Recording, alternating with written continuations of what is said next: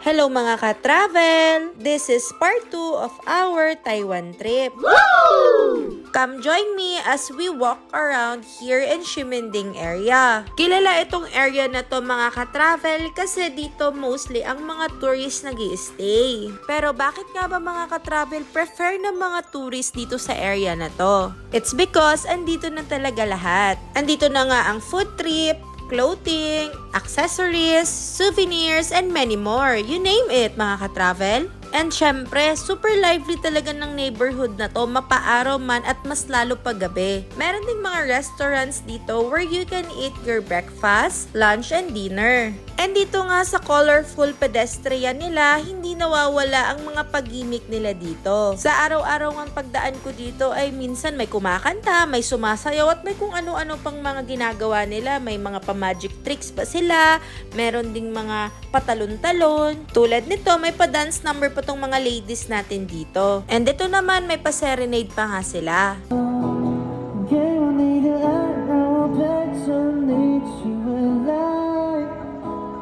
O diba, mapapahinto ka talaga kasi ang gaganda and smooth ng mga boses nila. Nagpatuloy nga lang kami sa paglalakad and at the same time, sightseeing na din. And then ito nga, nadaanan pa namin ng pasalubungan dito. Ang dami ko naiisip bigyan nun. Shoutout sa inyo, alam ko na disappoint kayo at hindi ko kayo nabilhan nun. Sorry!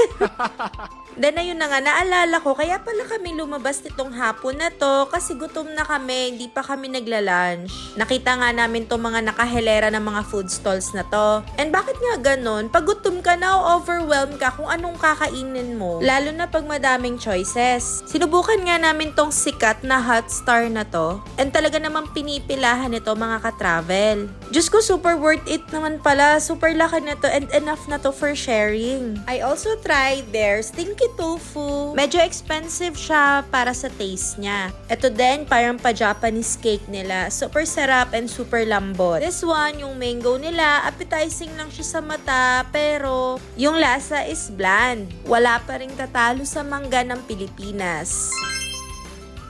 And dito naman sa street na to, more on clothing and tattoo shop. Isa sa nagustuhan ko dito sa Ximending area is may mga mist along the road. May mga pa-mist talaga sila. And I don't know what's the purpose of it, but it's so refreshing lalo na sa mga turista kasi nga summertime ito. And isa pa nga to sa sinasabi kong mga pag-gimmick nila.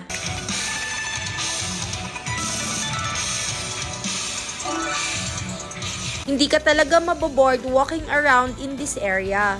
Come dinner time nga, we decided to have our dinner here in Dachae-lun. It is a sushi restaurant inspired with Japanese cuisine. This is a operated train restaurant wherein you can easily get the food you desire. Wala talaga to sa itinerary ko mga ka-travel, but Mark decides because he did his research. Hindi daw makukompleto ang aming Taiwan travel if hindi namin napuntahan tong resto na to. Japanese cuisine lover talaga tong aking asawa. And kung gusto nyo naman ng bento meal, don't worry kasi may mga menu naman silang ino-offer. Andun sa menu ang mga food na wala sa conveyor belt na to. The experience is great kasi yung food is masarap. After dinner, bumili na rin kami ng aming dessert. This is a mochi mga ka-travel and you get to decide kung anong gusto nyong ipa-coat sa mochi ninyo. Super nice lang talaga ng vibes ng lugar na to. Hindi rin naman nakakarinde ang ingay ng nightlife dito. And sasabayan pa nga ng serenade tulad na to.